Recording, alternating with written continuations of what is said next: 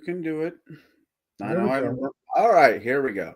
Good evening, everybody. It's 26 where I'm at. It's sometime where Shadow's at, and it's pretty sure it's another time where you might be at. All at It's the same time. only about 8:30. Uh, It's kind of early. I took a break from my Thursday night show. I was just freaking last couple of days, man. Yeah, last couple days. Nope, I get it. I get it. I get it. Man, last couple days. Yeah, it's been interesting. Um, I Not the word I would use, but okay. would you say I'm a fairly fair-minded person? With a few exceptions. Right. I have a daughter, Yep. 15 years old, absolutely gorgeous young child, very sweet, very shy, but very much just her with the mouth. If you get to know her, Uh-huh. she dyes her hair. She's very much about being an individual. It's not about individuality is very important to her, and it's very important to me, and it should be very important to those people out there. To being yourself, to be true to yourself, is a very important thing. If you see my daughter walking through Walmart, Kroger's, and you decide to say something and you're a grown ass adult, please keep in mind I will catch a felony. With that being said, I hope everybody's having a good night. Nice. I'm very much trying to do the whole John Lennon live and let live aspect of my life, but people are making it really hard. I believe in violence. With that being said, let me explain this. I believe violence is a natural thing. I don't think you should go beat up your wife, your children, and so forth. But violence is a part of nature. Nature is Unless you're violent. Russian. Right. If it is put in a healthy sport, boxing, rugby, football, contact sports, you can have a lot of fun with it. But being violent to each other in the world that we live in makes everybody lose. It's about the world is not getting bigger, it's getting a whole lot smaller. Every generation, new technology that is putting us assholes to elbows. 20 years ago, me and Shadow would have never known each other because technology like this did not exist. Social media Right. is a tool, and Well, not every monkey should have a wrench. Now, we're going to be talking about fun stuff, but this has been boiling my ass all day because there's not many hills I'll die on, but people in YouTube world who understand where I'm going, my daughter is a hill I will die on. And I'll be damn sure to take as many of those ignorant asshats with me. With that being said, I'm sorry, Shadow. This is probably not what you're expecting on me today. But no. like I said, it's been boiling my ass for a while. So, Shadow, my dear older brother, who is a love child between Star Trek, Star Wars, and whatever joint his parents put down. Uh, well, I'm pretty sure they didn't really do drugs until after I was born. And that was only my mom, and that was when she couldn't find a bottle. My old man, on the other hand, was as straight as you can get. Not for any moral reason, just the sheer fact that he couldn't hold his liquor because of polio. He just 6 foot Janet, tall. If he could stand and weighed about 100 pounds. Janet, I sent you the link. If you wish, please join us. I need to talk to a pretty You face. class up the joint, why don't you? What the shit? You're still here. Okay, now I'm going to be here twice. That was weird. I didn't touch my computer. It just went back to Discord with the login screen for the show. I'm like, what? You kick me? What did I say? That was so weird. Yeah, Janet, get your hiney in here. Class up the joint. It amazes me whenever we do shows. I know there's a room limit, but it's like, with some exceptions, obviously. If you're just typing in the chat, just get your ass in here. It's so much. We are so blessed with the technology. Obviously, it's a double-edged sword, but the Connell said I wouldn't. 5.5 years ago, I didn't even know about any of this. I would have just been doing my own thing, uh, unaware of any of your existences, unaware that YouTube was a thing still, other than going to watch the one golden earring video that I would use it for. I was completely ignorant to so many things. And you know what they say about ignorance? It's bliss. Oh, yeah. Hell of a drug. In my lifetime, I'm not saying I'm an old duck. I'm just saying in my lifetime, we went from a phone on the wall to this. We have done leaps and bounds with technology, and there is an absolutely gorgeous face. Janet, did you like that quote I sent you earlier? I haven't been over there to look. I was doing a stream. Oh, the quote from earlier. Where was it at? I sent it to you. I think I might have read it, but It's I was actually reading one of my 15 of favorite. those things. When The you're one about, what was it, from Martin Luther King? yes, Yeah. I'll read it. I'll read it out loud. Yeah, that's Returning good. violence for violence multiplies violence, adding deeper darkness to a night already void of stars. Mhm. When something happens, I think of this quote. As I said earlier to Shadow, I'm a violent person by nature, but it's a tool, damn it. If it's put in the right perspective, it's a useful tool. Yeah. But this last week has been just nuts for me, right? And tonight, when I was getting ready for the show, I put this earring on. It's a little star, see? And then I also had this one on. So I got two earrings that didn't even go together. One's across.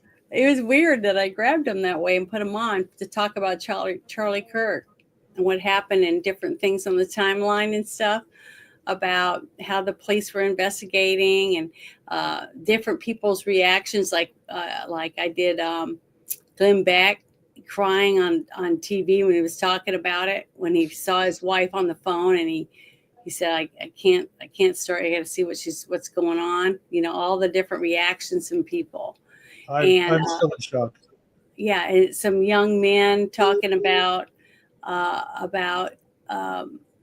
the Christian stuff. I played a lot of the interviews and people talking about, his motivation through God and Christ, and how it's important for him to go to the campuses, even though he got harassed so much by so many people and threatened, and people throwing stuff at him and pushing him and shoving him at different campuses. And I could see why he had to have security. That kid was fearless. Now, this is going to get me into a little bit of trouble. Let's keep this in mind. I'm actually scared of Bruce's game this Saturday because of what happened. Because I am always the odd duck out of most of these conversations, because politically, you two kind of know where I stand. You're a filthy liberal. Yeah, we still love you. I'm not a liberal. I'm not a liberal. Here's the wrong. No, you're more like us than you're willing to admit. So it's cool. But go ahead. It's different. He's evolving because now he has his own daughter that he's got to prepare for the future for. Yeah. Can you guys hear my voice singing in the background? Yeah. Okay. When it comes to that particular gentleman, my heart bleeds for his child and his wife. Children. His 2 kids. His Two stepkids. children. My bad. 2 children. It's all right. No children should be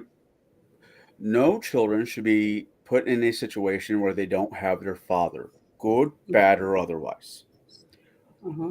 I am not a fan of his by any stretch of the imagination. Mhm. But what happened to him was heinous. I don't like the guy, but he did not deserve to go out the way he did. Mm. I am in such catch-22 when with this argument, because I've been having this argument in my head since Yeah, yesterday. but why? I Yeah, never. I mean, I liked him, but I never I have went to said on all these multiple different places. programs or anything.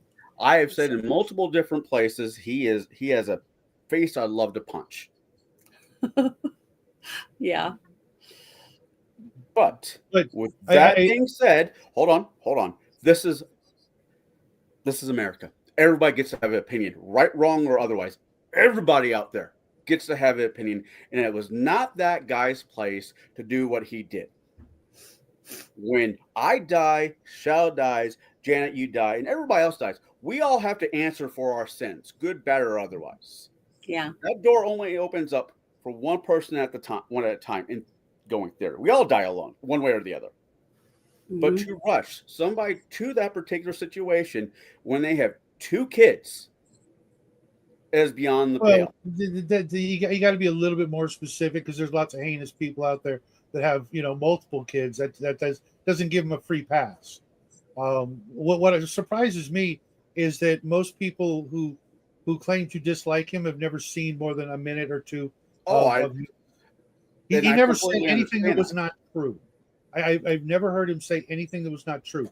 It may not be what you want to hear or believe, but he has never said anything that's untrue. I listen to his videos. If I dislike somebody, I do research because Mhm. I just don't want to be a hypocritical guy. Say, well, this guy is an ass We're all clown. hypocrites. There's a little bit of hypocrisy being a YouTube personality that people need to understand. If you're going to talk shit about somebody, know where they stand. And I pride Well, myself yeah, on that. I agree. The thing is, just because I like someone doesn't mean someone else is going to like them. And I'm not going to not like my friend just because he doesn't like my other friend. See what I mean? Yeah. I've never been that way. It Because depends. remember, most of my friends growing up were guys. And I'd always tell my guy friends, you don't even want to be my friend because she's my friend, and you want to meet her, that kind of thing. Mhm. So I used to tease the guys about that. But the thing that was interesting to me about Charlie Kirk was the fact that he didn't go to college. He's just a high school graduate, and he had a vision of what he wanted. To me, he's a top entrepreneur. And I wish we had more young men like that in our country. I think we'd be better off if we had that. Whatever your business is that you choose to start, because he started the Turning Point, but the fact that he was open about him being a Christian, which I do, I tell people that, and I've had death threats.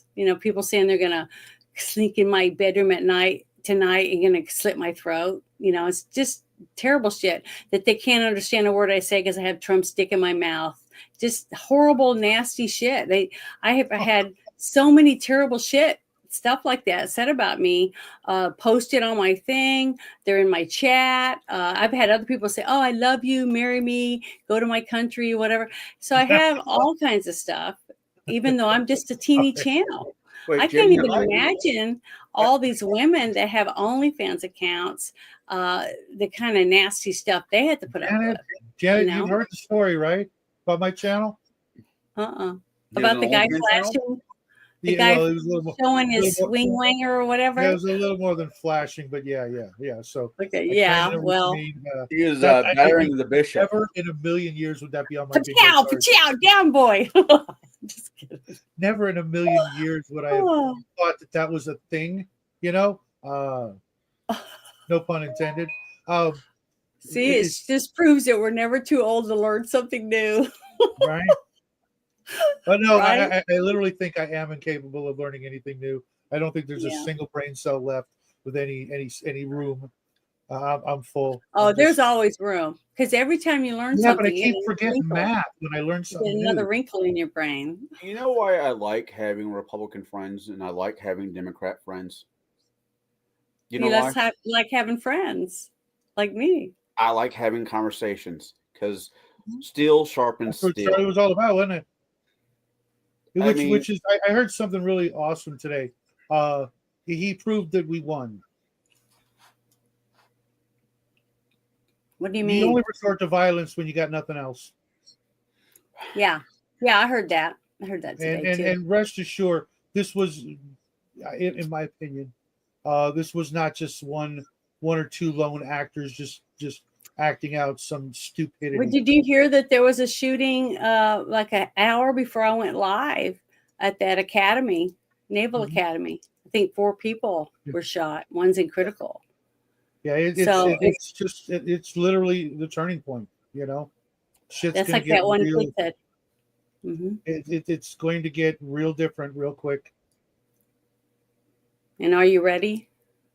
Yeah. Remember way back when I first started doing live streams and stuff, I was talking to people about how I was trying to prepare to be able to live off the grid. Do Yeah. you know how to kill a squirrel and skin it and cook it up and catch fish and how to gut them and cook Yeah. them and and how can you grow mushrooms in your basement and all that stuff. Jackie's got So some growing in his laundry basket, so we're good. but the thing is that all of that stuff could be still be needed because when we it don't comes know where we might end up. to mushrooms, unless Not I those buy kind of mushrooms. Regular mushrooms, so you can put them in your food. oh no You no know. no no no no, I wasn't making No, that. I knew he was talking about food. Oh, okay. When it comes to mushrooms, unless I buy it from a What's up, grocery guys? store, Sorry, Mr. I Chad. don't touch it. There's just so many things. You're out in the woods. You think you know what mushroom it is, but it could be very much between this mushroom and this mushroom. Well, does it Mhm. have black gills or does it have white gills? There's a lot of particular things you need to know. And if you're Yeah, that's why starving, you make sure that when you start, you only take the ones that the guy was telling you about. These are the ones we're gonna eat, and that's the yeah, only ones you make. That's the only ones you grow. Don't I don't grow know. I anything. mean, I know what like chicken in the wood looks like. I know what morels look like. I know a couple of oyster mushrooms look like. Mhm. But nope, nope. I'll go to the grocery store. If the world ends I'll just tomorrow order and a pizza. Connell If they come cannot on give it, me more I get mushrooms. mushrooms, If not, I don't. Connell will be okay because Connell's a little bit of an idiot. Mhm. And I'm not going to Just poison. about mushrooms, Right. and I not mean, everything else. I've done survival training since I was a kid. In theory, I can maybe last 2 to 3 months out in the woods before Mhm. it gets to, I really need to do something. I I'm fat. I have a bad knee. I'm cranky, and if there's no more cigars tomorrow, everybody's going to pay for it. Well, Uh, then you better be smart. And as soon as the end of the world comes, you got to go straight to the place, a factory, and break in and get all the cigars you can possibly I handle. don't think I've ever told you my plan. Roll goes to putts tomorrow. First place I'm going to is a veterinarian, the vet, because there's enough crossovers between human medicine and animal medicine Hmm. that you can somewhat get away with, Hmm. especially just bandages, stuff like that. Next, Antibiotics. Ivermectin, right? A lot of people's like, "I'll be case. going to." A lot of people's like, "I'm going to a gun store." I'm like, "No, I'm not going to a place like That'll be the that." last stop you make. Me, I'm an archer. When fit hits the shan, all I need is a broken glass, a little bit of duct tape, a stick, and I'm good. I will. You will run out of ammo before I will run out of arrows. Not no. Hey, what's up, Bo? I was just thinking about you, man. Bo and I are getting ready to do a couple of prepper videos again. Go back to doing that thing because we got a little complacent in the last year or so. But he and I Oh, do prepper videos together. well, Um, I seriously doubt I would run out of ammo. but you Uh, know my argument's somewhat valid with certain people. Mhm. There's two types of gun owners. One's ones who actually know what they're doing, and the next stop I go to after I run out of ammo because they don't know what they're doing.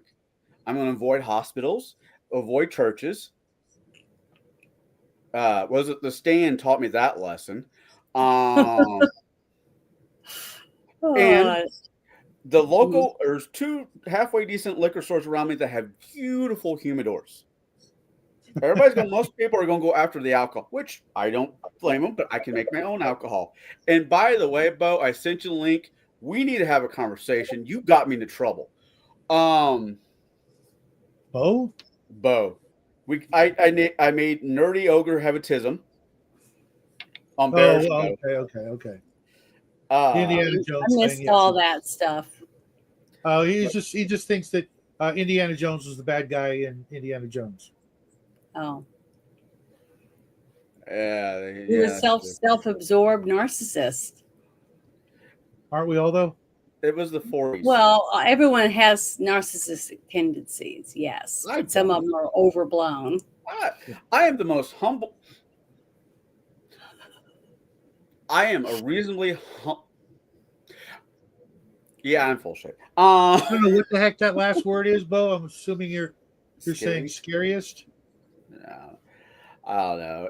I I am a single. Second supper. I am a single father. I got a 15-year-old daughter. I had 2 grown ass adults be very fucking rude to her this morning, and I was a half a second away of catching a felony. You know, there's a real simple cure. We recently learned from the Scots. Just throw a really nice knife and axe in her backpack everywhere she goes. Speaking of lessons I learned today, I was joking around and singing Journey's "Don't Stop Drinking." I mean, believing. And Freudian he, Slipknot. yeah, I was listening to that song, and I'm like, I can keep up with most of it until he hits the higher notes. I'm taking my mom to doctor's appointment after doctor's appointment because I'm trying to be a good son, and I realized the only way I can hit that high note is for somebody to step on my nuts. And I pointed this out to my For mom. $50, I know a girl. For $25. Well, actually, I know a few women who do it for free, and one of them was my ex-wife. But that was for I her, not saw for a you. video and it had 2 men that pulled up in a parking lot. It looked like a Walmart parking lot, but I'm not going to bet money on it. And there was 2 women standing out in the parking lot by a vehicle, and they were wearing skimpy outfits, like lingerie type, but more like wrestling clothes, like they were going to wrestle you to the ground, but they were sexy looking. And then this one guy comes up and she's like, "Did you bring the cash?" or something like that. So I didn't know what the heck was going to happen. And he goes, "Yeah." And she goes, "So you want the same as last time?" And he said, "Yeah." So she looks at him and she tells him to look up whatever. So I don't know what she's going to do. And she kicks him right in the nuts. I mean, really hard with these big shoes that make squeaky sounds, like clown shoes almost. I thought that was really weird. And he fell to the ground. He was moaning and stuff. And then she punched him in the face. So it was like this guy pays these girls to look hot to beat the shit out of him. Hey, $20 is $20. I know, but I was wondering, what kind of fetish is that? I mean, what is that called? From what I understand, it's not personal experience. Masochism? Kind of, yeah. But what it is a lot of men are in such like really high stress, high performance required elite leadership kind of roles that they need like the exact opposite. They need to be like dominated and ridiculed and humiliated or whatever to kind of level them out, I guess. Something like that. Why don't they just get married? Isn't that what men always say that the wives do to them? Hey, this is sad. This is really sad and kind of fucked up at the same time. This past September 3rd was my birthday. Mm-hmm. Great day for the most part. Got to drive down to St. Louis, hang out at this gorgeous cigar shop, smoked a really good cigar. Cigar was older than I was, which amazing stick. Anyways, I'm with my ex-wife. and her two flatmates, and it was just an excuse to go down to St. Louis that I was willing to take to go to the Cigar Lounge.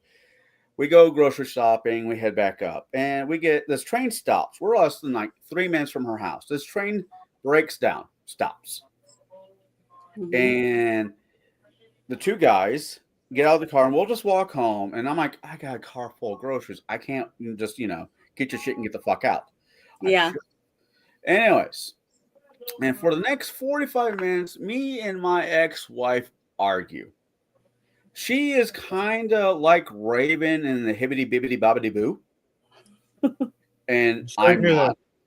I'm very much Catholic. I'm horrible at it, but I am a logical Catholic, which I don't know how that makes any sense. And we start fighting. A couple days later, I'm reading the newspaper because I like reading the newspaper. That's where I like to get most of my news from. I hate watching news on TV because TV was meant for entertainment. Has anybody been entertained here recently?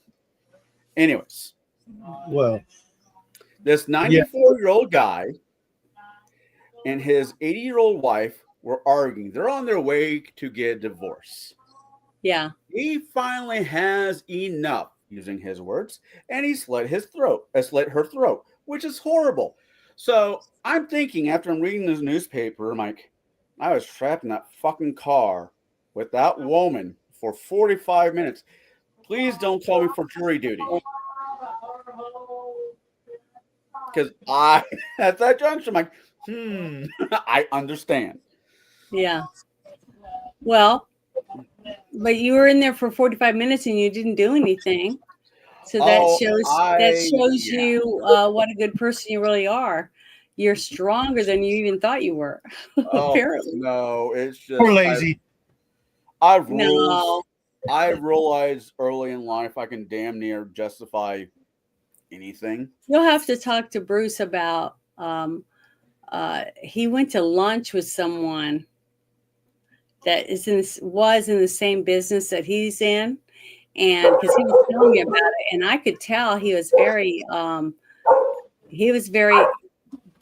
bothered by this whole thing. And come to find out, the guy had murdered his wife and had her like rolled up in plastic and a carpet in his house when they were at lunch.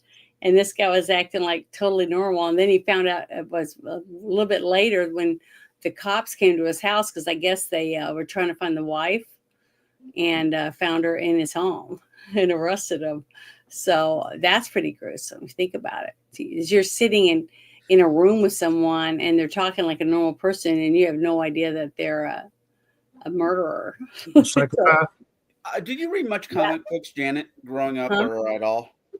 Do I have any? No, do you read? Have you read much? Yeah, haven't. It's been about almost a year since I've read any of my comics. I have. It's really bad, but I have I have 7 comic books that live in a security box in the bank. Yeah. Because for reasons. One of them is The Killing Joke. Mm-hmm. Did you ever read that one, The Killing Joke Batman? I've got a copy. It's not that valuable, but yeah. No, I haven't read it. It's who I got signed by that makes it. Okay. Anyways, the concept of the Joker is his main thing. All it takes is one bad day. Yeah. You can be an upright citizen, good Christian, good Jewish, good Muslim, whatever. And all it takes is one bad day. And I truly, truly believe that. Sure. For somebody Everybody's got a breaking point. Right. So that comic I read that comic book as a teenager, but as growing up, I realized I can damn near justify beating the hell out of this guy just because he looked at me wrong. This is not good. Yeah. I started giving myself rules. And my first rule, one of my first rules was do not date women you go to high school with, because I don't want to deal with that drama. I will date girls from other high schools, but not your high school, which that one kind of bit me in the ass. Later on, it translated into do not date women you work with, which is a great rule. Anyways, number 1 was always have a knife on you. Number 2, don't date, unless you're at school, but I had rules. My number one rule right now is do not do anything that will get my daughter taken away from me.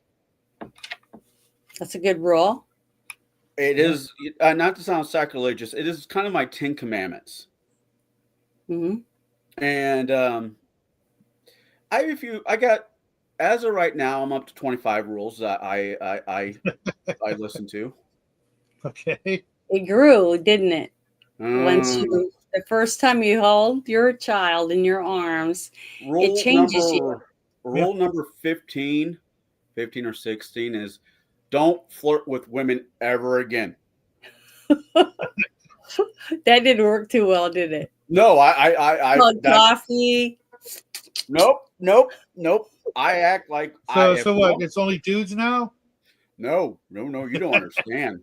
I am 42 years old. Dating in your 40s is like going to a used car lot. You're trying to find something that works for you that doesn't have too many dings and too much baggage. Right, What? Oh, I thought you were going to say too many saddlebags, but that's okay. Just kidding. Yeah, but no, the dating scene has completely changed. This internet dating is for the fucking birds. I don't get it. Me, this is my thing.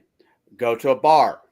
Well, if you see somebody that you are attracted to, you go over.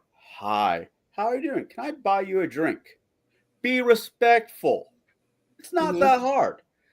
If I can get them to laugh, I know I at least got the foot in the door. See, I make Janet laugh all the time, so I think I'm good there. If she ever gets that desperate, just be yourself. That's the best thing. I see so many guys that they don't know what to do. They stammer around. They don't know how to just be relaxed, and that's why it's good to go out and do stuff in public to get over that. That shy or not knowing what to do thing. Just don't worry about that. Just be yourself. Growing up, this is how you attract women. Growing up, this was what I figured out. Growing up, especially in my 20s. Well, you're a dad, so apparently you don't have a problem getting women.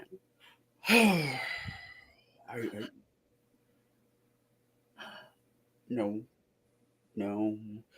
I don't. I have a serious case. Man, this killed me in high school. And no, this really killed me in college because I could have had a lot of fun in college. I was a good-looking bloke. I had a little bit of an Irish accent still. And I know how to say all the right words. The rub is I have a bad case of being serial monogamous. One girl. Not 5 girls, not 2 girls, one girl. Mm-hmm. You say that like it's a bad thing. Yeah. In college, in your 20s, you should, play the field a little bit. Not saying everybody. There's no rule book when it comes to any of that stuff. There should be. And why? I might have to write one. How boring. If you have to flip through a book to figure out what you want to do. If you say hi to a woman now, there's a chance you might get arrested for sexual harassment. Juice is not worth the that's squeeze. Terrible. Mm-hmm. Can women get arrested for sexual harassment? Yeah, if the guy is paper fucking thin and looks like he's never seen an inside of a woman's thigh. Now, even then, I don't think. It's no. It's just no. It's rare, but it's like saying a woman can never a guy, which is highly not true. It does happen. But only when there's a train of thought. There's a train of thought saying guys cannot be SA because we're guys, which is complete bullshit. In California, at least, there's nothing a woman could do. I've seen the most horrendous things in court that women have gotten away with and had their children handed right back off to them. That's because they got really bad judicial system. They got messed up judges and shit. Yeah. Until you pluck all them out and start fresh. I'm feeling better. You know what I mean? Yeah. I know. I've been to court a few times with friends and people getting divorces and stuff like that. And it's pitiful. just sitting in there and listening to the couples fight and the grandparents trying to get custody because both the parents are drug addicts, and they're fighting over trying to get custody so the kids don't go back to either one of them because both of them are, in and out of the police stations or rehabs and stuff 24/7. And the parents are just saying, please just give us the 2 kids so we can take care of them because they can't. They're not capable of it. Yeah, but And to listen to what happened to the kids a few times because of the parents, I just bawled my eyes out. I was just heartbroken over it. And to their pet and a couple of other people. It was really nasty Child stuff. service program in this country is It kind of needs like an overhaul. Well, it's always needed. The children's It's services as bad as the prison system in the way they're profiting off. Us taxpayers are paying an exorbitant amount of crazy amounts of money for not just. Well, I can tell you one story. I would take my girls to swim practice, and they're on the swim team. And I meet another mother, and she has 2 daughters, and she has this little boy, baby boy, in this little car seat. And I was asking her about him and stuff, and she said he was a foster child. And I was like, "Wow, how did you get a foster kid?" And she was telling me that they always wanted a son, and so they started looking to think about maybe adopting, and so they were able to foster care this little boy, and I think he was like 7 months old, something like that. But he just laid in there and didn't coo, didn't make any noise. He just laid there, and I was asking her about it. She said, "Well, he's been abused," and I was like, "Oh my God!" She said, "Yeah, the mother had burned him with cigarette butts and just all kinds of terrible stuff." And I was like, "What's going on?" She said, "Well, she was a drug addict, and so she was." And she'd also sell herself. So she had all kinds of weird people in there to make money to buy drugs. So they finally came in and took the kid out. And then they were she was in rehab, and then she was supposed to go to jail for some trouble that she got into. So they were really happy that somebody good had come up right away, really quickly, to be able to take the child and take care of it. And she was taking the baby to like 3 times a week to physical therapy, stuff like that. And she had her 2 other kids that would play with it and, try to be interactive because they were excited about maybe having a brother. And it was just amazing for 6 months getting to watch this little boy. Every time I see me each morning, a little more alert and looking at you and following you around and making noises like, starting to say dada and, stuff that the normal baby just would start saying. So you could tell that just having the facial interaction with parents that actually pick it up and hold it and hug it and siblings and stuff like that, the changes in the kid, how it was starting to blossom, come out of it, right? And then I remember, and I get emotional talking about it, but then I remember it was like 2 months after that, the mom didn't come and the kids didn't come to swim practice for like a month. And I was like, started to get worried. And then they came the following week, and they didn't have the kid with them. And I asked her what happened, and she said, "Well, I just didn't want to come, and I just wasn't in the mood to bring the kids." And her husband had to work, so the kids didn't get to come to swim practice because they were on a swim team and stuff with school. She said that the mother had gotten out of rehab, and they sent her to jail, but she was let out early because she did such a good job at rehab, and they felt to give her another chance, so they gave her early release or whatever that's called. And so they had to give the baby back to her, even though they'd already put in the paperwork to try to adopt him and stuff. So she said that they were going to court to still try to get custody of the baby, and he was dead. So the mother ended up killing the kid this time when she got messed up. So there's good things and bad things that come from it. The system needs to be fixed because people need to pay more attention to who has the kid, who they go to, what I mean? What kind of people are, and go to the house, see the house, see how they interact with the rest of the family, that kind of stuff. They actually put time and effort into each child that's in the foster system. You see what I mean? Instead of just saying, "Oh, it's a piece of paper. Who gives a shit?" You know what I mean? And I've seen that too.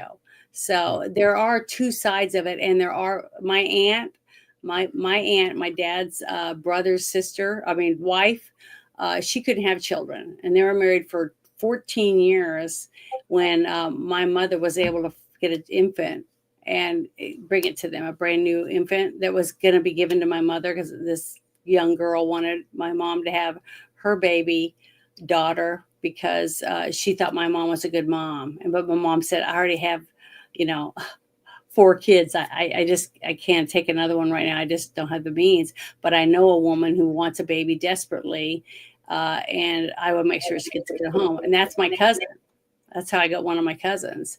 And there's beautiful stories out there, but it takes interaction with people to get to know who they are, what kind of person they are, what their lifestyle is, what their family's like, all that. It's a child, when you put it in someone else's home, it doesn't just stay with that one person.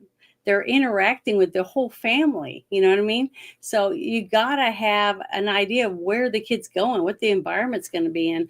And to me, if you get real people that actually give a shit, they're not just doing it for a few dollars, then it'll be a lot better. It'll work out better.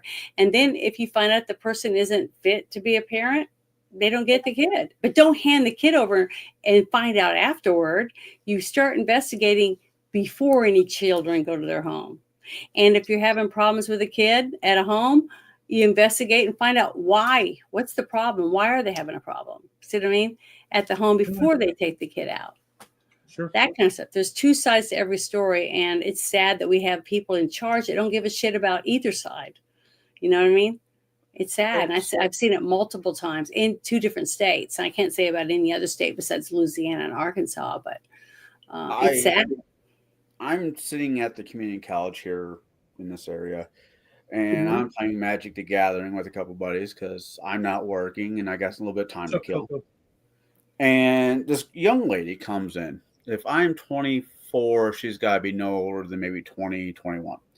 And she's beaming. She's happy and everything. And she says, I'm pregnant. And, I'm like, Mazel tov.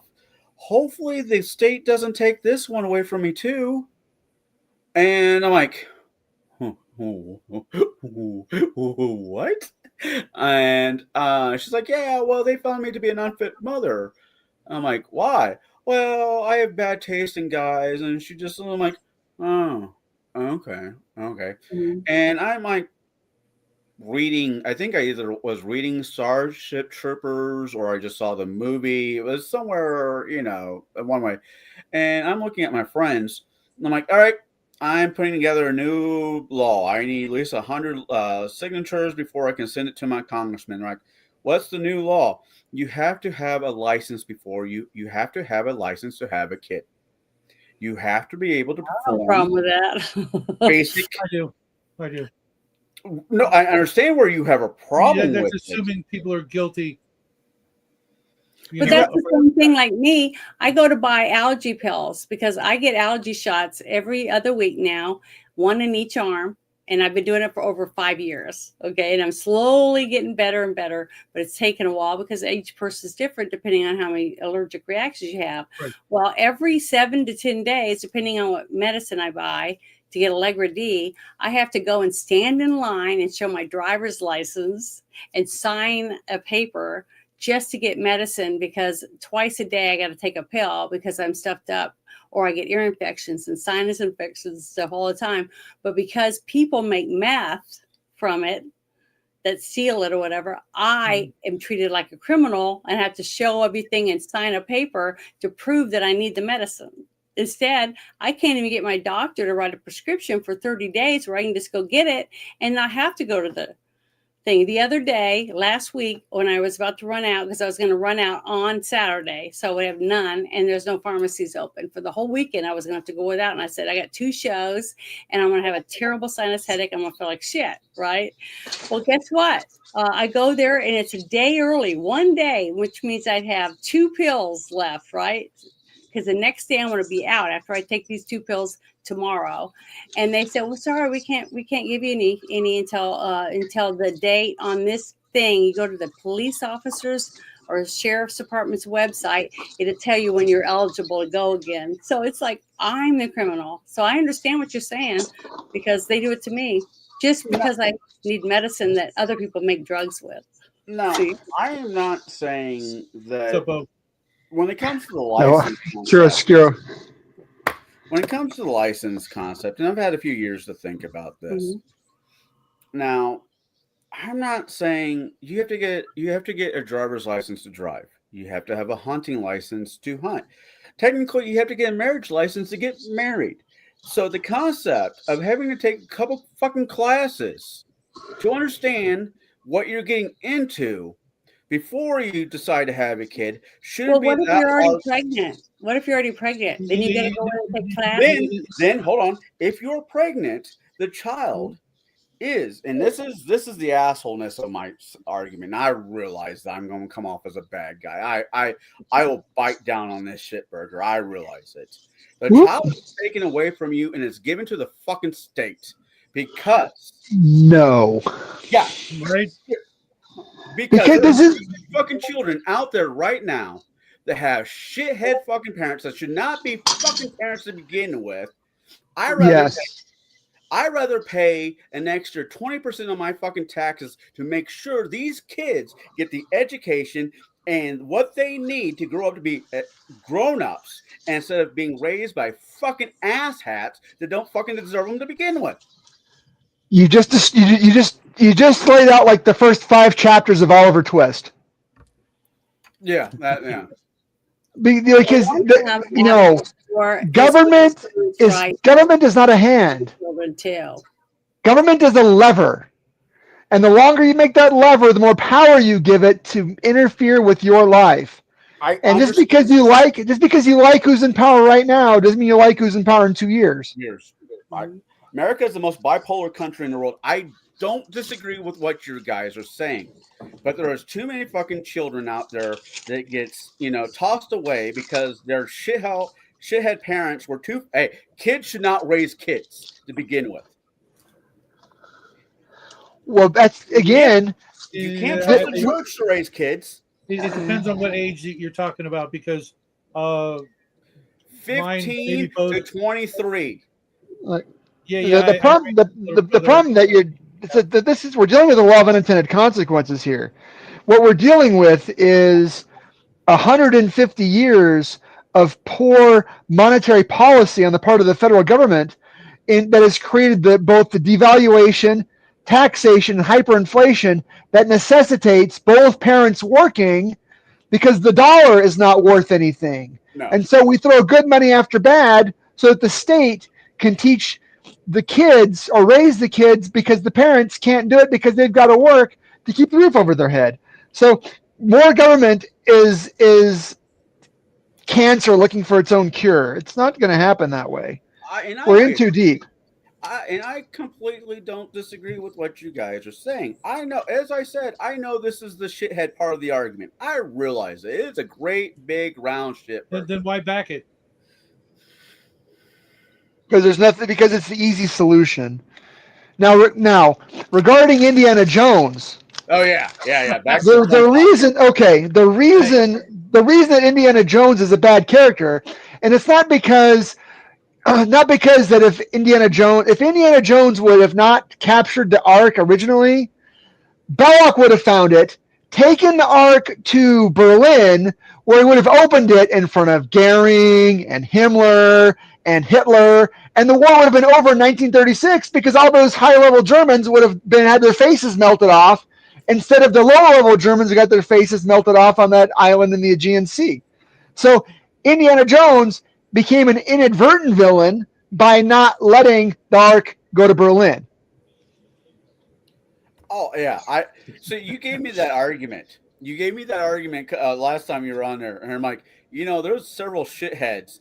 Nerdy Ogre, you're not one of these shitheads. So I just want to say that really quick. But there's enough shitheads I know I smoke cigars with that this will set off at least a 3-hour argument, and it did. And I just got to sit back, drink my beer. Pull the pin on that particular grenade. Oh, it's a brilliant movie. The practical effects were great. It used the same submarine that they used for Das Boot. So obviously all the effects were real and it was great and the dialogue was good and the acting was top shelf, but it's got some pretty significant plot holes in it that, of course, it's a pulp adventure. Right. I know a It's couple it's not meant to be Schindler's List. Right. I know a couple archaeologists that absolutely fucking hate the Indiana Jones movie because he wasn't an archaeologist. He was the first Tomb Raider before she got her own fucking video game. Yeah, exactly. He was a swashbuckler. He would destroy a tomb to get an artifact.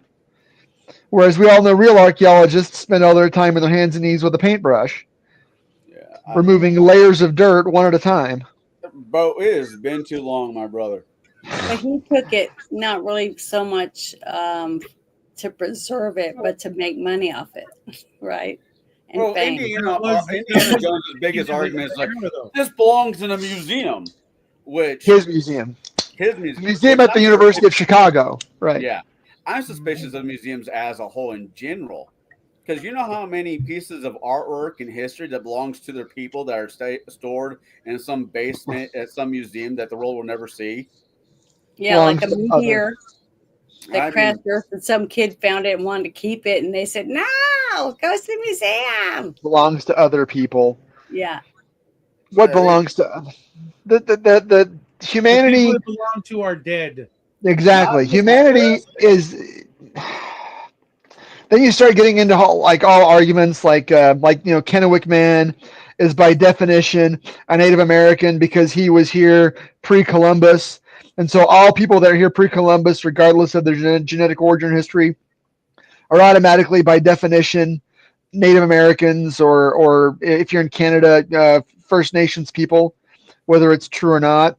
And you end up with like that butthole over in Egypt who won't let him, explore the pyramids because he's afraid that it might go against his narrative. The narrative. That's Hasawi. I don't know what state this is in, but there's this huge ball of twine. Is that in your neck of the woods? Is that in Illinois? I think it might be. That belongs in a museum. That was Indiana, but okay. What's the difference between Indiana and Illinois, really? We celebrate this thing called daylight saving times, and there's part of Indiana that doesn't. My great grandma lived in South Bend or Napanee, and you could see Chicago. You could see Chicago from her back porch. Yeah. You take it with you to the ball game. So you put it in your bag and it looks like a tampon. So they search your bag and they're not going to take your tampons out. But when you pull the wrapper off, it's a vape. Couple shots. It's flasks. Well, as long as there's no metal detectors, you're all right? No, it's all plastic. It's not even glass. But yeah, I just think this is great. I'm in the mood. To be fair, a couple of asshats got me It says going tampon today. all over it. You can't really tell, but how many security people do you know would take that out of your purse? Say, you can't keep those. I don't care. Say, what are you messing with me for? I'm on the rag. Show us again. Well, I can see if you are at a ball game, football game, a sports ball game, or going through probably not an airport. But I can see some woman going through your purse and looking at it, pulling it out, because women are a little less. Well, they might dig around, but they see tampons. They're not going to open them. Right. Actually, in my survival guide, I have a couple tampons just in case somebody gets punctured. Mm-hmm.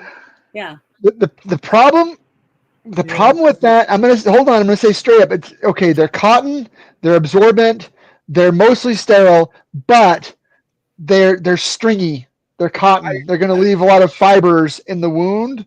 Yeah. That you might not want. I'm not going to say either bleed out or have some fibers, or just buy good bandages to begin with. If you're, down to the zombie, invasion or whatever, okay. Think about that. You're going to deal with three kinds of scenarios. Again, where you stand depends on where you sit. Grit up, grid down temporarily and grid down forever. I'm not preparing for grid down forever because on your threat matrix, you prepare for what's the most likely and at the same time, the most devastating. What's most likely and most devastating? We never get past temporary grid down, mostly grid up. And grid up means you get out your ham radio and you call an ambulance or a helicopter to get to the nearest level 1 trauma center. That's the most likely scenario. I mean, I've been past major car accidents where a real tourniquet would have come in handy and not had to use your belt, and maybe had a real occlusive dressing and not had to use a tampon. I'm not saying that it's not in a pinch, but I'm saying that's way too romantic for this kid. It goes back to the whole, like doctors used to say, when I hear hooves, I expect horses, not zebras. No, that makes sense. My survival, my bug out bag has Band-Aids. It has super glue because let's face it, super glue will work with most. As long as you're not allergic. Yeah. It's I'm running out of supplies.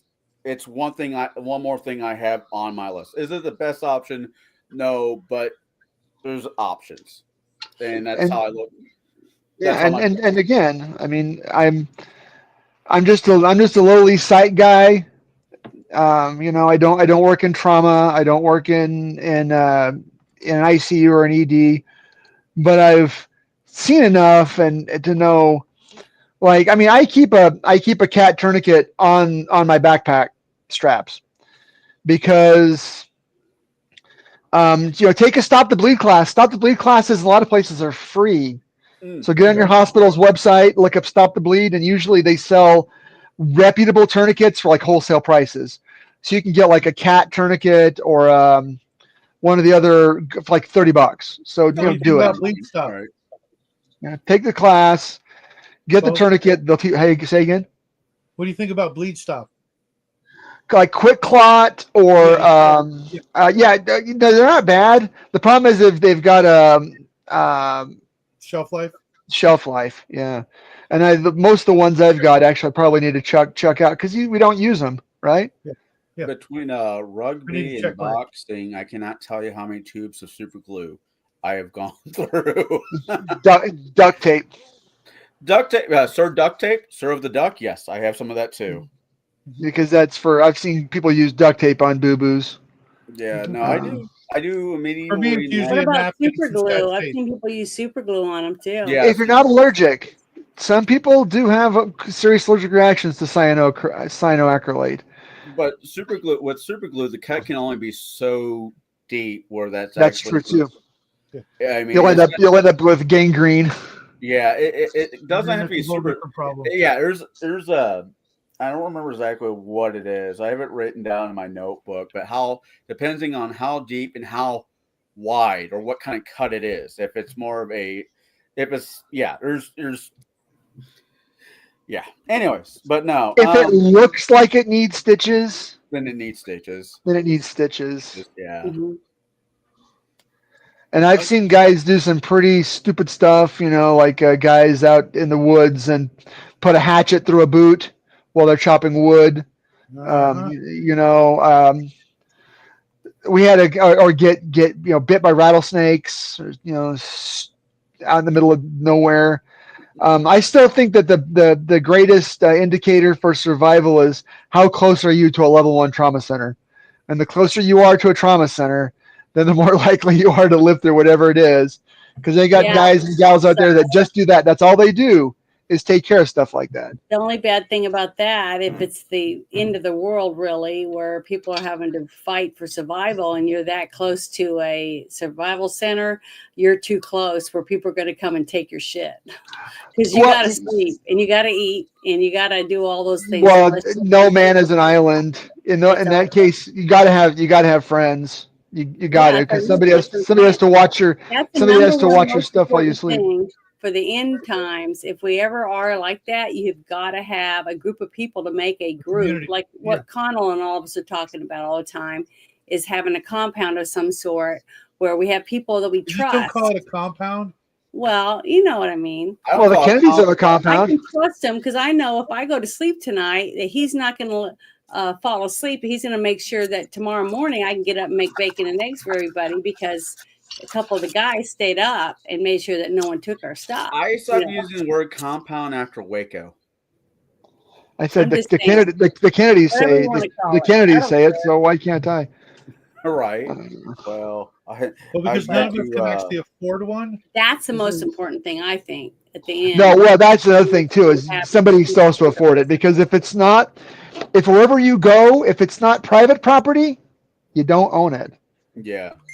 No, hell no. We don't own private property anyways. We just rent it. No, but the difference is, Shadow, is if you're going to go bug out to a national forest someplace, right? I guarantee you that if you've got that idea, so does everyone else in your neighborhood.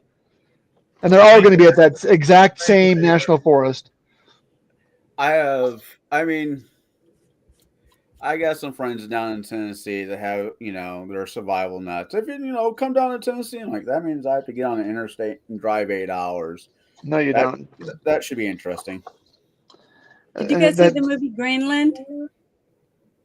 No.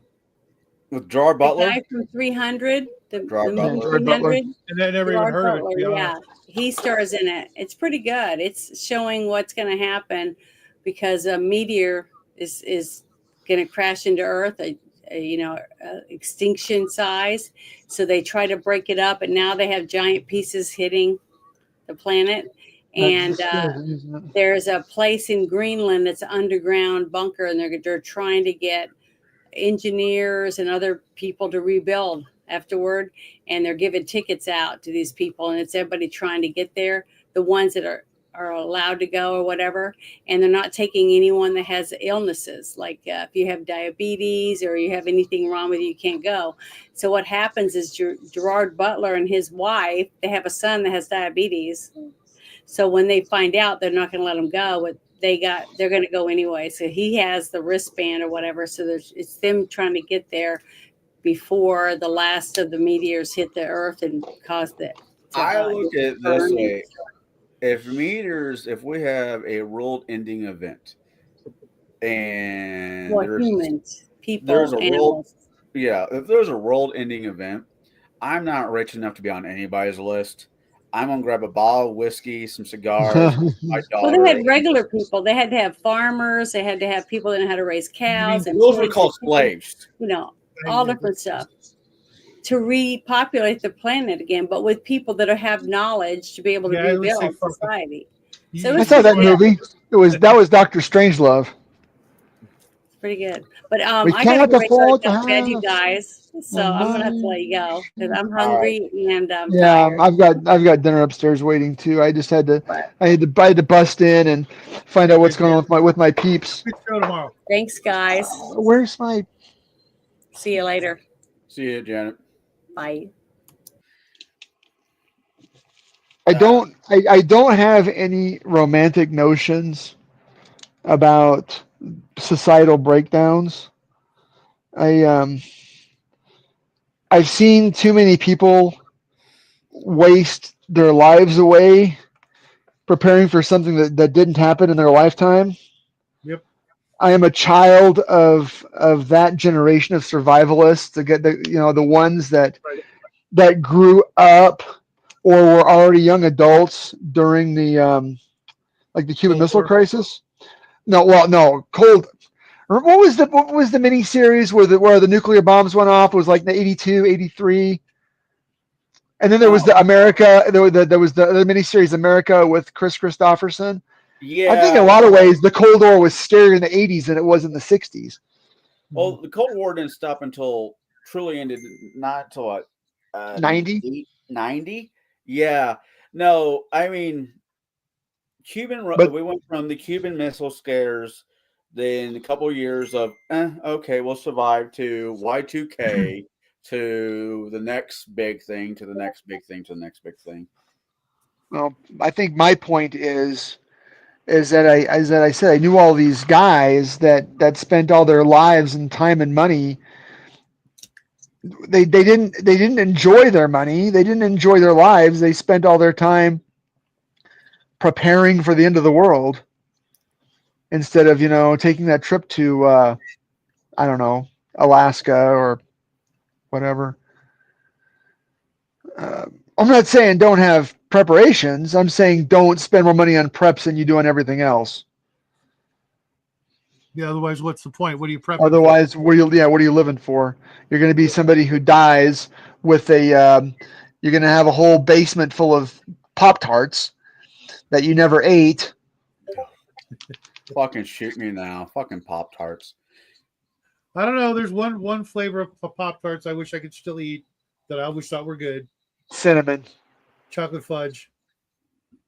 S'mores. I don't like. I have actually never eaten a s'more. Really? I don't like the idea. I don't like. I mean, I like chocolate, kind of. It's just another snack. I like graham crackers, kind of, but they've got way too much sugar, really. And marshmallows are okay, but the idea of all three of them together is not really appealing to me. You gotta try it just once, and for Christ's sake, you got kids. You got to at least give them. I make s'more. No, I have a portable fire pit for Halloween. This is what I do for Halloween. I've got a big PA system. I set up the two speakers with the mixing board. I only use two of the speakers because they're huge. Two JBL speakers and a big mixing board. And I plug it into Pandora, and I play Halloween music. It's so loud it fills the whole block. I get out my portable fire pit, and I set up a banquet table, and I have s'mores and hot dogs for the kids to roast at my fire pit instead of candy. That's cool. That's what I do for 4th of July. I set up all that in the front and invite the neighbors over. Anybody walks by or whatever, here, come have a hot dog. Yeah. So I said I do that. Halloween, nobody comes by. We live in. Well, that's why I'm encouraging people to come by because we don't have any kids in we have area. I was talking about Halloween the Bear earlier. I've always been a big fan of Halloween just by the mythology behind it. But Halloween, when I came to the States when I was 15, there were you could still go out to stay out till roughly about 11 o'clock at night before you had to go. Right. Now the curfew is like what, 6, and the kids get out at 5. Oh, probably over there. But don't you guys do Devil's Night instead or something like that? That's up in Michigan. No, we have Trunkin', where it's like on Halloween or the day before Halloween, a group of parents get together and they decorate their cars and they find a parking lot and let the kids go from car to car. Yeah, I know it's gay. Yeah, gay. Cancel O'Connell, not me. Yeah, I grew up when I was a kid because my parents were the way they were. We got away with shit that we really shouldn't have, and there were other kids that had different but similar situations. So at 12 years old, we were out after midnight.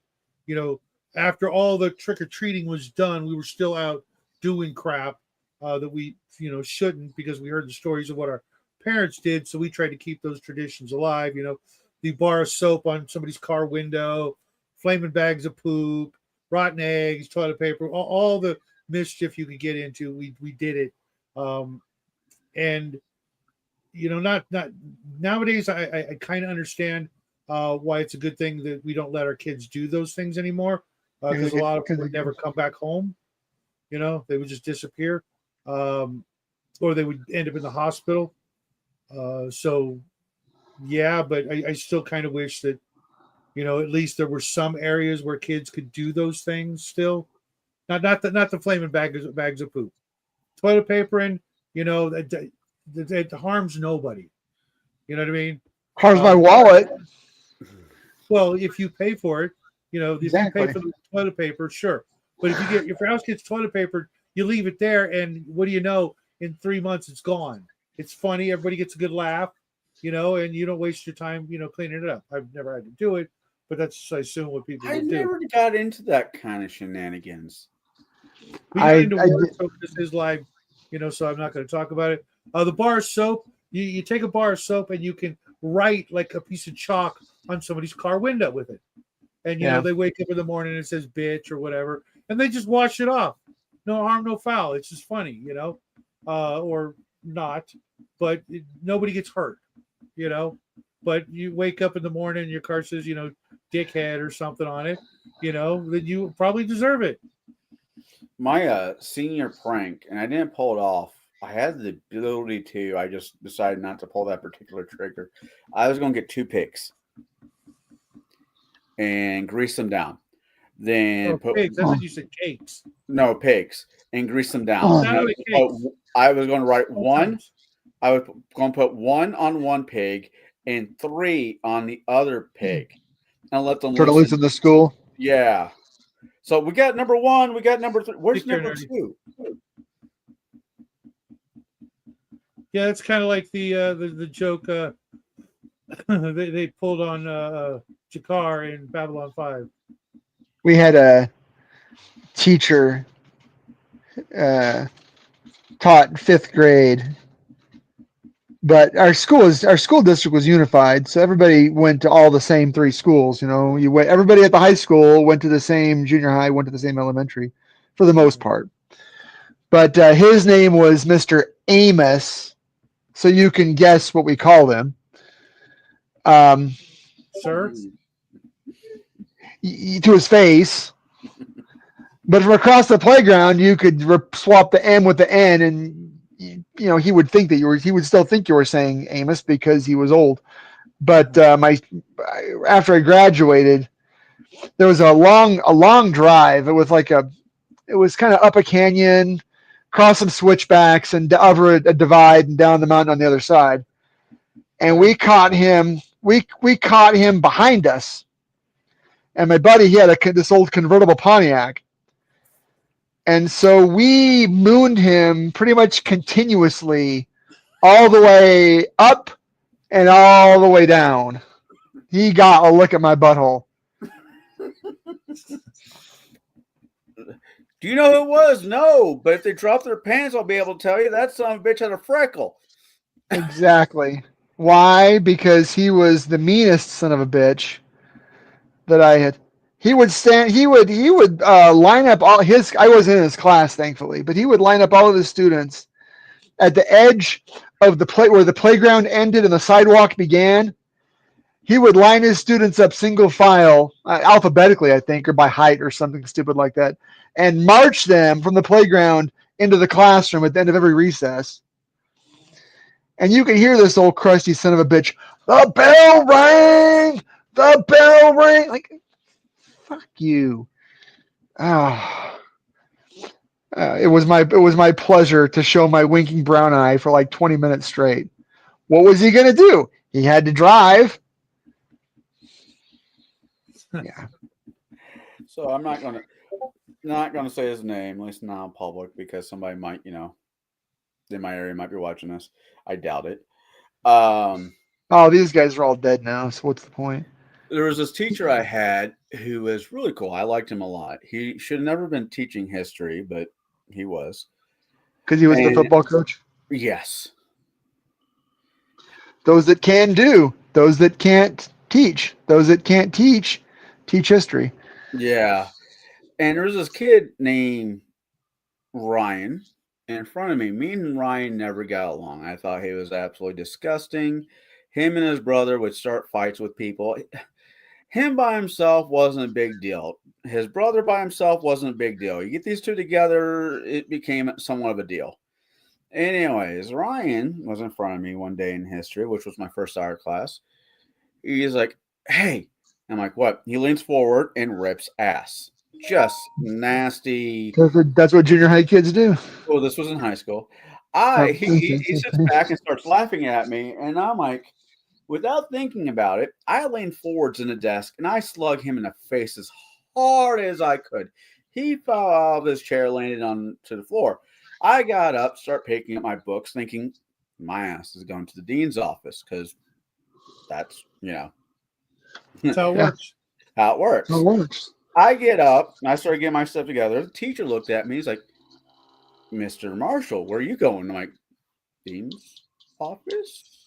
Because I was looking at Ryan, who was laying on the ground. The rest of the class was looking at Ryan, who's still lying on the ground. He's like, why? And I'm like, I kind of pointed to, Ryan. And he says, no, he fell out of his chair. Exactly. Nice. It's nice when teachers will go to bat for you. They don't do that anymore.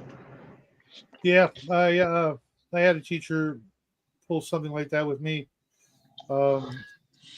He gave me a passing grade when I deserved a failing grade.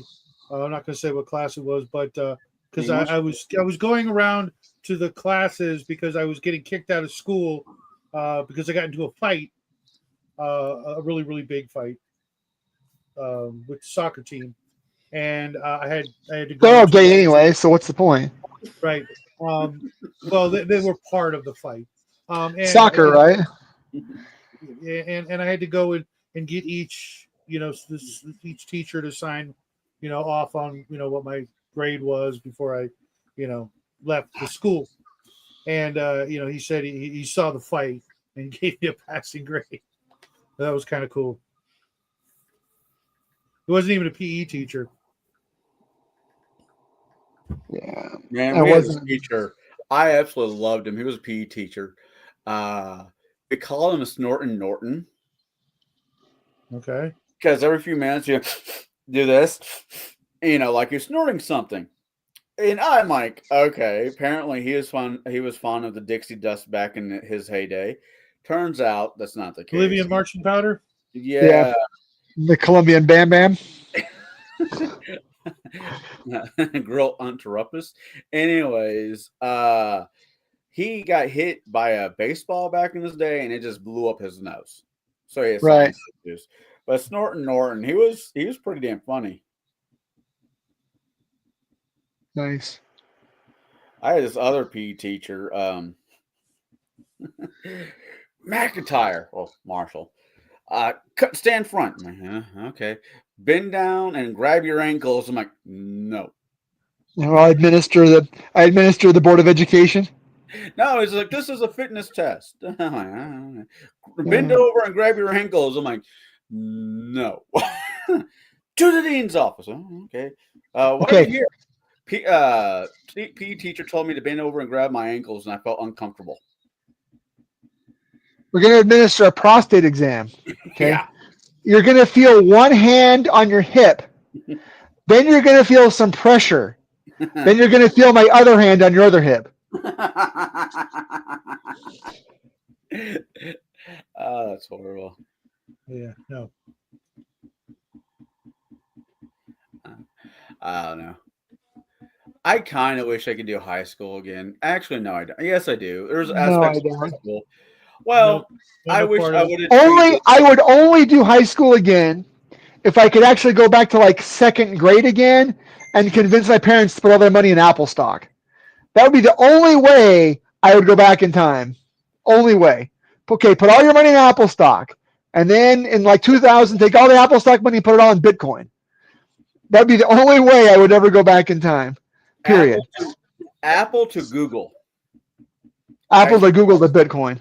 I don't trust Bitcoin quite yet. You unload it. As fast as you sell it, you bought it when it was like $5 a piece, and you sell it like $115,000 a piece. You don't have to hold on to it forever. True. I don't know. It would have been Apple to Google, and I can see your point on Bitcoin. And then as I said, the whole point of an investment again is to enjoy it. Yeah. Boy, or put it on blue chips that pay dividends every year, like McDonald's or something like that, where you're actually getting a check in the mail. I had stocks and I had a friend of mine was paying attention to the stock market. This was a couple years ago, and with the whole thing with AMC movie theater and GameStop, how that. Oh yeah, with the whole. Be right back, guys. Yeah, not whatever that thing was called, Robin Hood. Yeah, he's like, how much money do you have to throw away? I'm like, It's like, you need to buy these stocks. I'm like, and then dump them. I'm like, okay. Exactly. I did Pump and pretty dump. good on that. Pump and dump. Where are you painting now? I'm trying to finish up this Nice. White Hauler. I've got 2 that are identical. They're mostly ready for the weathering, so they're almost completely blocked in. I'm just when I put the I need to crap. Oh, I need to work on the bases, but my super glue is upstairs. Right. Because I had to buy more super glue. I've got some of the individual super glues, but the little ones, I really like those for small jobs. But I'm building bases, and they're big like 60 millimeter hunkers, so I can use a tube of super glue for those, or 80 millimeter, whatever the hell they are. I think they say on them 80 millimeter. So 80 millimeter bases, and then I've got some like the basing material, but I need to finish just some. I need to weather them, so I've got some of the Pro Acryl like Noosh, which is like a medium. So it makes the paint really, really thin, and I'm going to mix some brown black with it and then just grime them up, which will be okay. But yeah, they are significantly done now. I don't know if this is true, but PETA has reached out to a show called Hot Ones. You can find them on YouTube. It's actually kind of fun to watch. I've It's watched Hot Ones.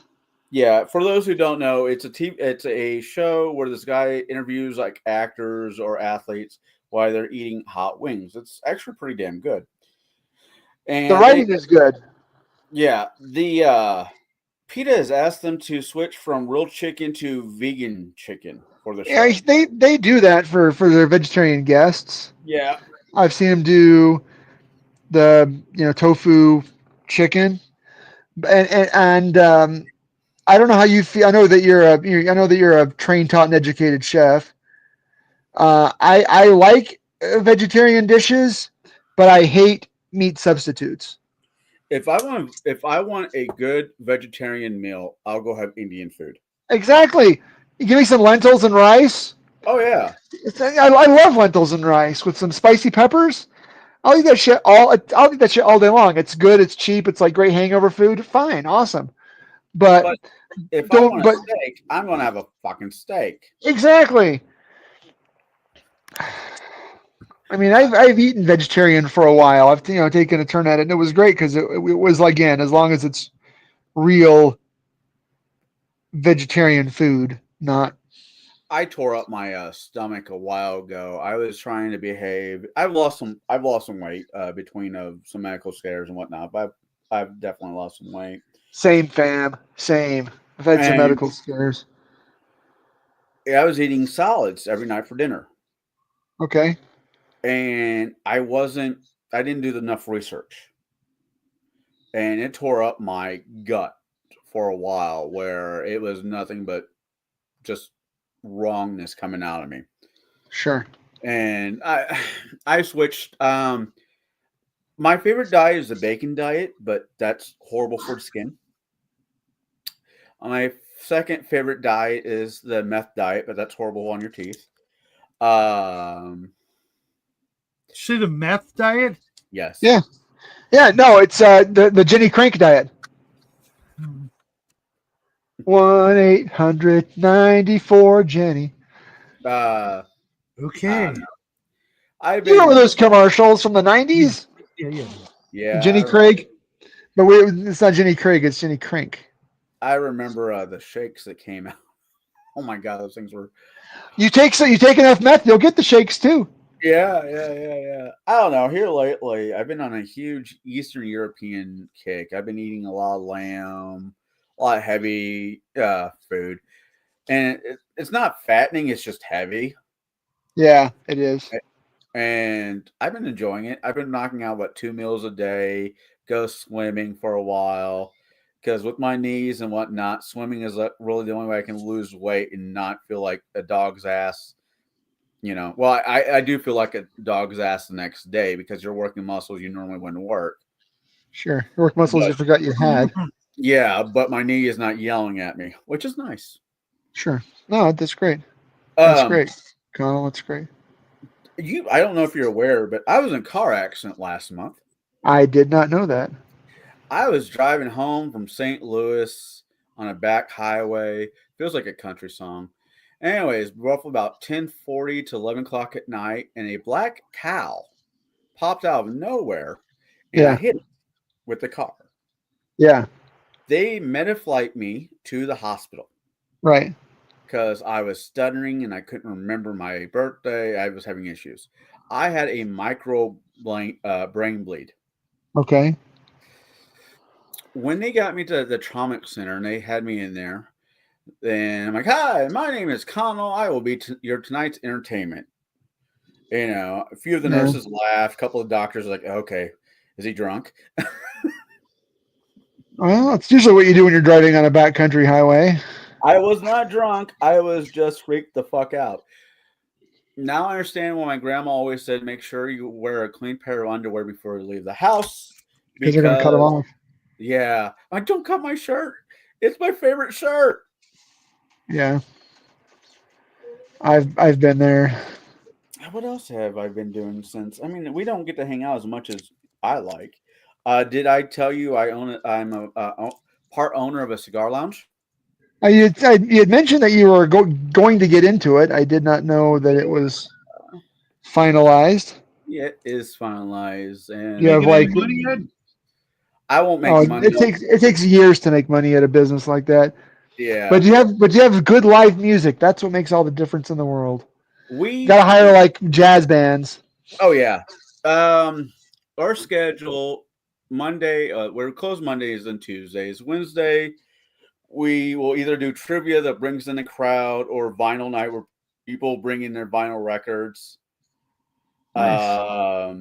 And play that. And, you know, it's fun. This shop is like a stock. You know, it's a beautiful little bubble. And eventually, because of the economy and my governor and El Presidente fucking me, it's going to pop. Right. And I'm just going to ride it out as long as I can. The governor bumped the tobacco tax from 35% to 45%, which on tobacco tax. Then El Presidente wants to put tariffs on a couple different countries that we get our cigars from, which is going to jack up the cigars, and that's going to keep my business. Right. Yep.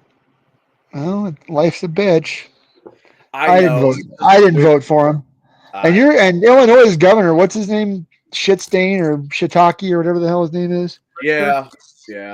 I was mildly disappointed when I found out Illinois wasn't term limited. Oh, well, they are limited because don't they? But doesn't Illinois have the highest per capita like ex-governors in jail of like any state in the union? Illinois and governors normally serve 2 terms. One in office and one in jail. Yeah. So there's always hope this guy will get caught and do his turn in the pokey, go down to Joliet. From my understanding, this guy has higher esteemed, and if that's the case, I hope he gives it a good run. He doesn't win, but we get a new governor. But no, I mean, I had this nightmare. I blame the show because of this. Survivor. Survivor. Yeah, it was. I can't remember the show. Anyways, basically, the Capitol building when the Presidente was doing the State of the Union went boom boom. Designated Survivor. Designated Survivor. Yeah. Right.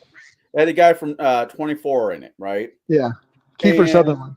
For some odd reason, I always vote for myself. The last 2 elections, I voted for myself because I refuse to vote for evil.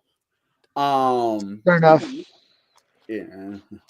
So I had this nightmare where something bad happens, which I hope never happens. And I get a pounding at my door. As I open it, 2 guys in black suits. We need to rush you to DC, Mr. Marshall. Because you're a president now. Yes. And I'm like, no, I don't want the job. You all don't want me to have the job. Although, if I did have a job, there would be some very interesting executive orders. I just want the pension. I think the pension, I'll be nice. Yeah, you want that, $200,000 a year for the rest of your life for working for 4 years. Yeah. Fuck the pension. I'll take the health insurance. That too. That's like basically like TRICARE. You can. The lottery here lately is up there like 1.3, 1.4, somewhat $billion here in Illinois. Well, if you win it, call me. Yeah, trust me. If I win it, there's a group of us. In Shadow, you'll actually have to give me your address, real address, not your neighbor's address. There's a few of us that will be going from con to con to con for a while until we get burned out of it. Just doing nothing but gaming and having. There's too many. It's the thing is, when you get sick of RPG conventions, you go to like a wargaming convention. You go like Nova or LVO, or you go to like, and then you don't go to Gen Con because that's just too left wing. I always joke if I hit the lottery, I disappear for about 6 months. Yeah, you guys, I don't get that. If I won that kind of money in the lottery, I wouldn't be going to conventions. You'd be running your own convention? Well, no. Well, when I was done buying small islands. It's too soon to buy any islands right now. Too soon. No, it's simple. Winning the lottery is math. Now, if you read the fine print, if you take the annuity, you end up losing because it's not transferable if you die. Take the lump sum. You take the lump sum and you get like half of it, but it's your money. Yeah, right now, if you take the lump sum, Depending on where I think somebody said it's like $480 million, which is more money than I could spend in a lifetime. Then you take that money. No, you take all that money and you go to one of those old money accounting firms on Wall Street and you say, you're going to invest this for me very conservatively at 5%. Then you go across the street to one of those old money accounting firms and say, I'm hiring you to make sure those guys don't steal my money. Yeah. Then you have the other guys, the second guys, they're going to mail you a check twice a year on the interest. And you're going to buy a big old freaking ranch in Montana or Wyoming and a nice old pickup truck. And anytime you want to go to a convention, you're going to call a helicopter to come pick your ass up. Hey, I want to go to that one that everybody goes to in Texas, that West Texan Con or whatever it's called. I want to go to the one that everybody goes to now, and then rent out a whole floor of the convention hotel. Right. There's a couple, because I'm in the cigar business. I'd have to join a guild, union. I don't know exactly the wordage there is. But you can go to cigar events that are normally just ran for cigar owners. Exactly. And I'm like, that sounds like fun. Plus, there's the AMV, whatever. Anyways, in Vegas, but that's besides the point. You said you rent the helicopter, flies you to the airport. At the airport, you get on your chartered jet. And you fly. You don't want to own the helicopter or own the jet because if it flies, floats, or fucks, it's cheaper to rent. Yeah. You don't pay them for the ride. You pay them to leave. That's what my good friend Charlie Sheen once said. I taught you that one. What are you talking about? Give him. It's like if you want to have something like that, you rent it. Like I said, so you rent out a whole floor of the convention. And you turn the whole floor into hospitality suites. Yeah. For all the for all the convention goers, you put a keg and an open bar in every single room. Remember those hospitality suites? I remember you used to have the cons. It was all non-alcoholic, but the cons I used to go to in Arizona, they always had suites with like cold cuts and sandwiches and snacks, and it was like included in the price of the convention. I've been to a few, not here so much in the States, I've gone to a few poker games that were held in suites, and they had sandwiches and beers, and we played Texas Hold'em until the last person. I thought you said you played poker. I do Texas Hold'em. Texas Hold'em's not poker. That was okay. Isn't it? No. Okay. My old man was a poker player, and he always said that if you could use somebody else's cards, it wasn't really poker. He didn't like Texas Hold'em because Texas Hold'em's too swingy. It's too swingy. You can't figure the odds when it's too swingy because you don't know what that last card is. That is fair, but Texas Hold'em is psychology. Once you realize what the other people's tables are, where they're at, you can lead the table to a certain degree. And I'm good with people. But with stud poker, you've got to play the people and the cards. Yeah, no, that's fair. Granted, I was in college when Rounders came out, so everybody in my rugby house thought they were going to be the next big, stud out there. They're gonna play blackjack and beat the table, break the bank. Yeah, that's bullshit. Yeah, I got a buddy who's convinced he can do it, but the problem with the lottery, at least for me, is the math does not math. I have a better chance of going on a date with pick a famous actress than I do hitting the Sydney lottery. Sweeney. Right, than hitting the fucking lottery. It's true. So no, I mean, if I want that kind of money, that's fuck you money. Yeah. Well, what was that John Goodman said in that movie? You need $3 million. It's $3 million is because then you buy $500,000 house outright with a 30-year roof. You buy a $20,000 Japanese shitbox, and the rest of it you invest in municipal bonds. And anytime anybody tells you to do something, you say, no, I'm not going to. It might be a losing business. If I want that kind of money, I would buy out the rest of the partners and run that cigar shop. And just have a place to smoke for the rest of my fucking life. Because it's fuck you. Until they make it illegal. It's going to be hard. Then you go underground because you've got that kind of money. You make it a speakeasy. Yeah. Yeah, it's a lot harder to pull that off when you're talking about smoke than alcohol. No, you just need to have some good air filters. Maybe. I know cigars are not healthy. I realize that. And then, getting them, if they're illegal, they're not importing them, in which case you're smuggling and drug Depends on which state. If it's illegal across the board, I'm moving to a different country. I'm sorry, but yeah, you're right. I mean, if they're like everything else, you just get them in in Indiana or St. Louis. No, I'm saying what he's saying is if they're illegal in Chicago, Illinois, you go down to Kentucky or over to Indiana to buy them. Because unless they start putting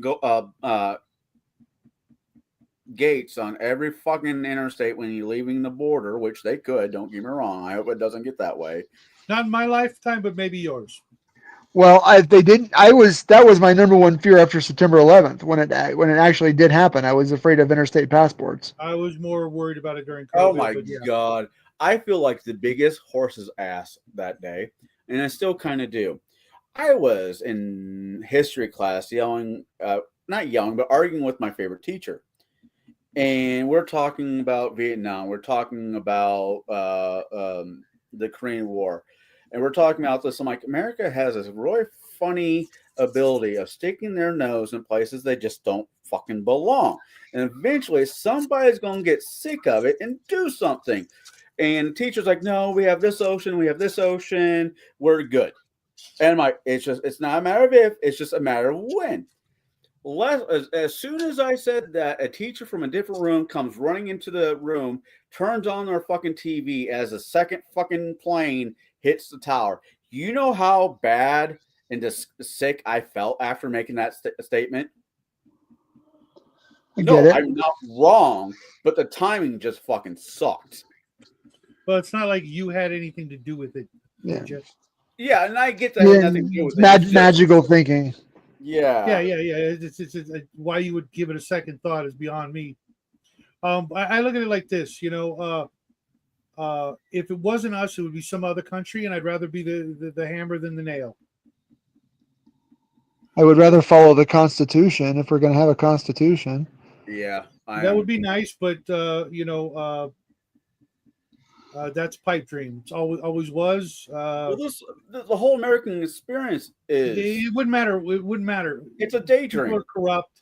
You're always going to have a corrupt government. Period. Get used to it. Funny. A couple days ago, I'm at the lounge, and this lady is like, "There's never been a good government ever." All right, I'm going to go eat. All right, Bo. You take it easy. I'll take it any way I can get it. You gonna be ready for tomorrow? I don't know. I might be out with the kids I might have been voluntold for a project. Okay. All right. You know how it is. I hate it. Yeah. But hey, how old are you kids? 19, 15, and 9. My daughter just turned 15. Any chance I get to spin with her right now, even if that means I have to cancel whatever, I'll fucking take, because I know that clock is only taking in one direction. And that's kind of how I feel, especially with the 9-year-old. Anything I can do with my 9-year-old, because although that whole Charlie Kirk thing really freaked him out, really squicked messed with his head. Yeah. Because it was like not even 50 miles down the street. Oh, wow. And it was at Utah Valley University, so that's it's one county over. But it's like heard of that college until yesterday. Well, it's been a state college for 100 years, and they just recently designated it as a university. And I thought it should have just stayed as a state college, but they wanted to call it university, so now they call it a university. Now they're going to call it something else after yesterday. Yeah. Charlie Kirk University. I know it belongs to I said it's a state college. Yeah. So it's in Orem. And that's the thing is it's like Mormon Central. It's like the happiest, safest city. And that's why whoever did it took advantage of that, because it was completely safe and open. Yeah. Well, Bo, it's always a pleasure. I love to hang out with you more often. I like to get the movie reviewing back up and going. I'm down. Pick a movie. I'm changing a little bit of the guest line. There are certain people I just don't talk to anymore. Neither does Shadow. So I know who you're talking about. So unfortunately, I'll never get. I know that guy. Yeah, that guy. So yeah. Once I can figure out which day I can actually get away with doing it and work out what work schedule with you guys. All I got's Mondays. Mondays or late night. You don't do Sundays anymore? Sundays I've got a game. And I've got church in the morning. That gives me about 4 hours in between. Okay. What time does your game dry out? About 8:30 on Sunday. Sometimes later. All right. Well, we'll make it work. Bye, Bo. Take care, man. Tonight's conversation has basically gone fucking everywhere, which is fine. Always does. I don't know. Oh no, I just it is what it is. We set off Nerdy Ogre, which is always fun. Coco, thanks for hanging out with us. Yeah. My cigar is about gone, and as always, when the cigar is gone, I'm gone. He's out of here. Shadow, do you have Prime? Yeah. There's a TV show on there I think you might like. It's called Timeless. It's interesting. It's an interesting concept for a TV show. It's time traveling, and it's interesting right now. I'm enjoying it. I like well thought out show. That and Upload. Upload was fun to watch. Scares the fuck Ever out of me. watch Blacklist on Netflix? Love that show. I'm 2 seasons behind. When they killed off, no, I jump off that particular boat when they were saying Red was a woman, and I'm like, I'm done. That was the internet. That was never. There are too many times where Red's hooking up with a woman that would have totally not been okay with that shit, and it No, and wouldn't I have worked. completely Nothing would have agree. happened. But even the way the show was, doing wibbly wobbly stuff. That was just wokeism slowly working its way in, and it ended. It ended fine. I know how it ended, and I will eventually get back to it. What I want to do is it's more or less not going to happen for the most part, but I want to try to forget as much about the show as I possibly fucking can, then restart it. Does that make sense? Yeah. Because I'm with my memory, I can seen this episode, I've seen this episode, and it kills the show for you. Yeah. So I was like with Star Trek Generations, right? I don't watch it episode per episode. I'll never watch that again. I will watch. I want to watch Worf shows about episodes about Worf, because the Klingons were always kind of interesting. He was like literally one of my least favorite characters. Data drove me up the fucking wall. Data was more interesting in the movies than he was ever in the fucking show. I don't know. There were a couple episodes, Measure of a Man, etc., that were interesting. He was an interesting character, but it's literally, as far as I can remember, it was one of the first, like woke television shows, and I started noticing it, and I'm like, yeah. Original original Trek was woke. It was liberal and progressive, but not woke. There's a difference. That's fair.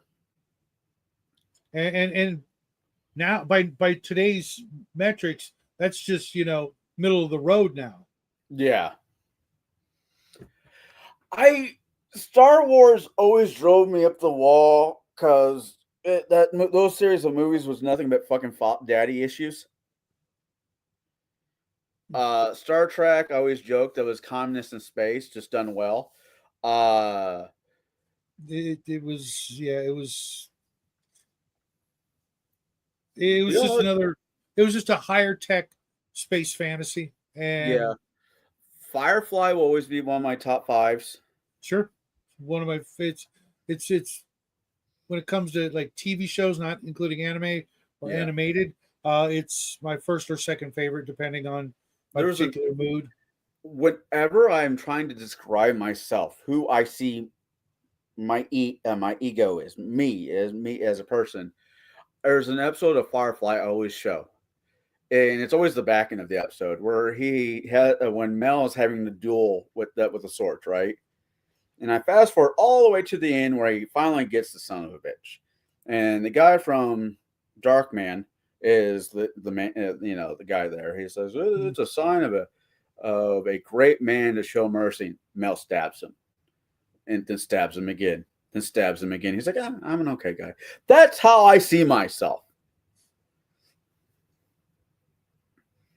Nobody's perfect. Because I won't kick some. Well, that's not true. I won't permanently hurt somebody when they're on the ground, but I might kick them a few times. I don't know. I hit the lottery, Shadow. You don't work. You and 20 years. You and Jack would, of course, be taken care of for the rest of his life. That I appreciate. He might have to shave off the porn stash though for me to take him serious. I just see the mutton chops now. Oh, that's not helping. That's not helping. No. Good for him. Have fun with your facial hair. Damn it. Might as well. If you don't like it, you can always shave it and it will come back. Yeah, he's gonna have to. He's getting the full trim this weekend for JROTC. Fuck, have some fun with it while you can. Yeah. Well, everybody out there, you all have a good night. Be good to each Have a trail, other. folks. But at the Stay same safe. time, don't take shit from nobody. Keep your head on a damn swivel. Yeah, damn Skippy. All right. See you in the funny papers, bro. They're just not that funny anymore.